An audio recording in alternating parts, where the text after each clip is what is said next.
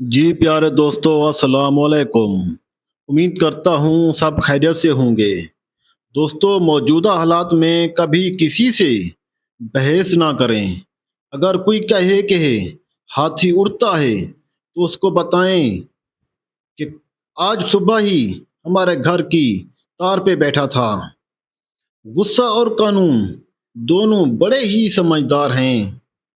कमजोर को दबा देते हैं और ताकतवर से खुद दब जाते हैं। दूसरों की मदद करने का वक्त किसी के पास नहीं है, लेकिन दूसरों के काम में टांग अड़ाने का वक्त सबके पास है। कल मैं एक बस में बैठा सफर कर रहा था। मेरे दाएं खड़े शख्स ने अपने मोबाइल पर कौमी तराना लगा दिया। मैं एहतराम में खड़ा हो गया और वो मेरी सीट पर बैठ गया। अगर आप लोगों के दिलों में जिंदा रहना चाहते हैं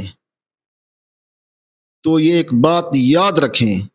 अगर आप लोगों के दिलों में जिंदा रहना चाहते हैं तो लोगों से पैसे उधार ले लें, वो आपको कभी नहीं भूलेंगे।